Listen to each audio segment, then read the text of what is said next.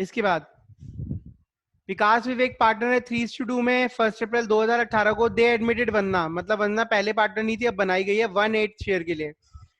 वो कह रहे गारंटी दी है इनको 1.5 लाख के प्रॉफिट्स की। New profit sharing ratio Vikas and Vivek will remain same. जो विकास और विवेक का रेशियो वो सेम रहेगा, but they decided to bear any deficiency on account of guarantee to Vandana in the ratio of 3:2।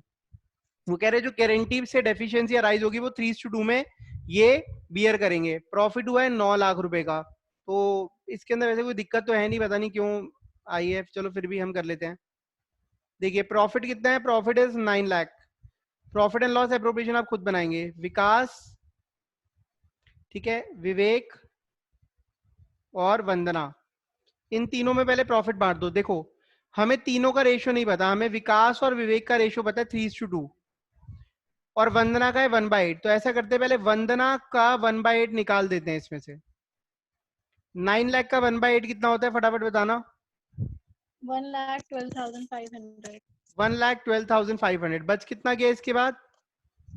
7,87,500। Exactly 7,87,500 ये हमारा बच गया। ठीक है, सॉल्यूशन दिख रहा है आपको? अब देखिए 7,87,500 को डिस्ट्रीब्यूट कर दो 3:2 के रेशियो में, फटाफट करिए। 4,72,500 सॉरी, और ये आ जाएगा 3,15,000। ठीक है, अब देखिए यहां पर जो डेफिशिएंसी अराइज हो गई है, जो डेफिशिएंसी अराइज हो रही है दैट इज 37,500 जो हमने वंदना को और देना है। ठीक है, और ये कौन देगा? ये देगा विकास और विवेक देंगे 3:2 के रेशियो में, है ना। तो फटाफट 37,500 का 3:2 निकाल लो, तो ये कितना आ जाएगा? सर विवेक का आएगा 22,500 और विकास का आएगा 15,000। 15,000। ये इनसे हमने डिडक्ट कर लिया। ठीक है, 4,50,000 4,50,000 आ गया ये, और यहाँ कितना आ जाएगा? 3 लाख। कोई डाउट है इसके? Question number 82 T S Grewal. Question number 85. A and B are in partnership sharing profit and loss in the ratio of 3:2. They admit C their manager as a partner with effect from 1st April 18 for 1/4 share of profits. C while a manager was in receipt of a salary of 27,000 per annum. यहाँ पर question क्या कहना चाह रहा है? कह रहे बेटा A और B पार्टनर्स हैं 3:2 में, C को पार्टनर बनाना है। C कौन था पहले? हमारा मैनेजर था। C was our manager। ठीक है, अब हमने उसको पार्टनर कब से बनाना है? 1 अप्रैल 2018 से। कब से बनाना है? 1 अप्रैल 2018 से, for 1/4 share of profit.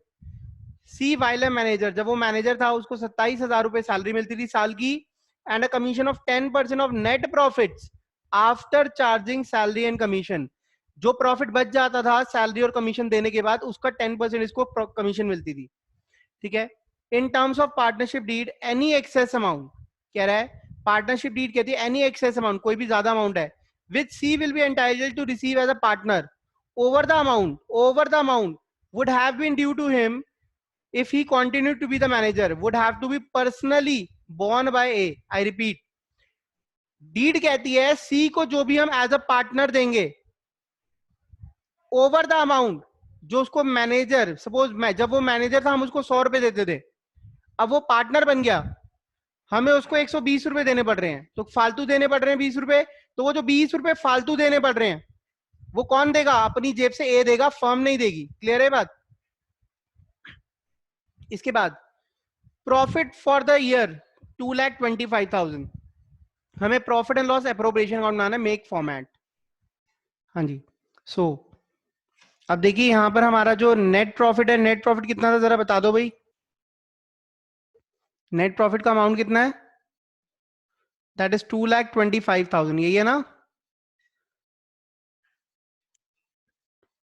Net profit हमारा 2,25,000 आ गया। इसके बाद वो क्या कह रहा है? कह रहे भाई सी को हमने पार्टनर बना लिया, पार्टनर। ठीक है, अब जरा देखते हैं सी को हमने प्रॉफिट बांटना कैसे है। सी एज अ मैनेजर, वर्किंग्स है हमारी। ठीक है, ये हमारी वर्किंग्स हैं।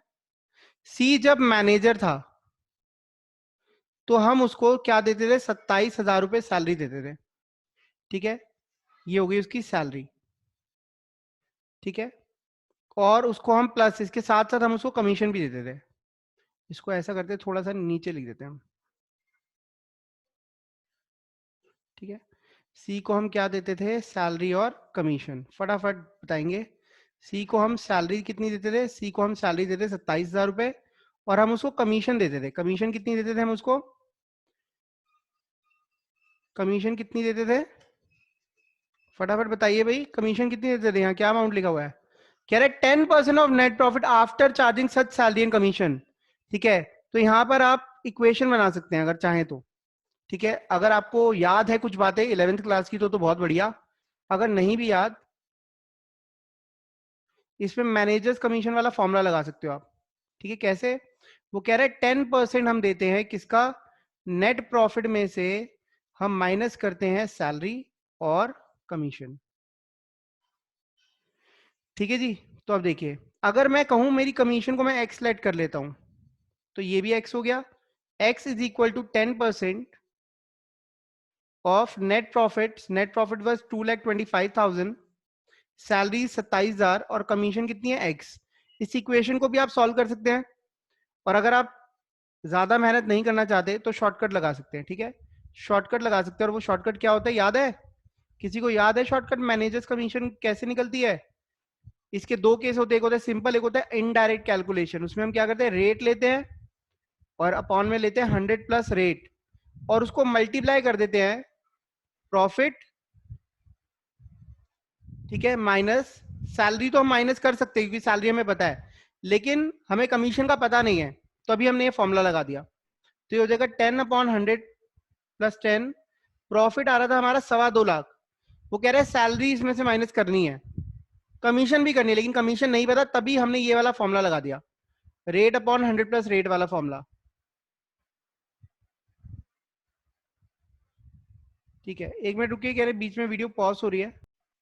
सी को सैलरी मिलती थी 27,000, कमीशन मिलती थी 18,000, टोटल पैसा कितना मिल रहा था 45,000, ये एज अ मैनेजर मिल रहा था, ए ऑप्शन। अब हमने उसको क्या बना लिया, पार्टनर, सी एज पार्टनर।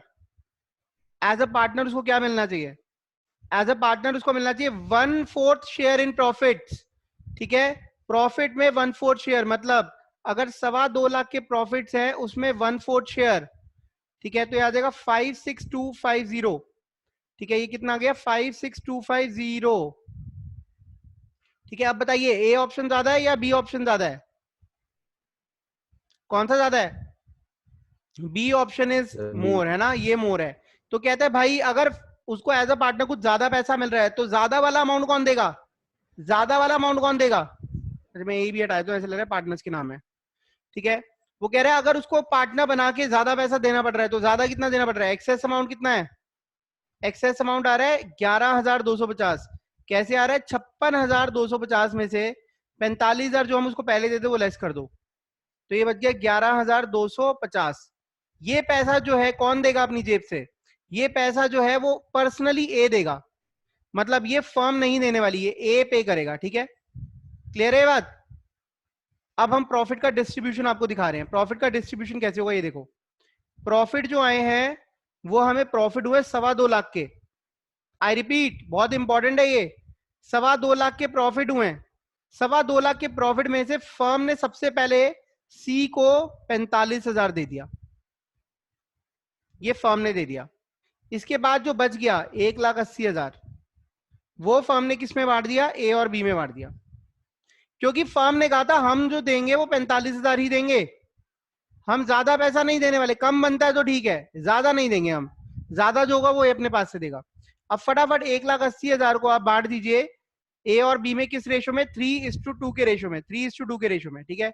अगर आप इसको 3:2 के रेशो में बांटते हैं तो क्या आ जाएगा, दैट विल बी 1,08,000 एंड ये आ जाएगा 72,000 if I am not wrong, ठीक है। अब देखिए मैं ए और बी में प्रॉफिट बांटने जा रहा हूं, ए बी सी तीनों में ही बांट रहा हूं, ठीक है। ये देखो 2.25 लाख का प्रॉफिट में बांट रहा हूं, टू प्रॉफिट ट्रांसफर्ड, ए को मिला कितना 1,08,000, बी को कितना मिला 72,000, सी को कितना मिला? सी को मिला 45,000, लेकिन हमने गारंटी कितना करा था?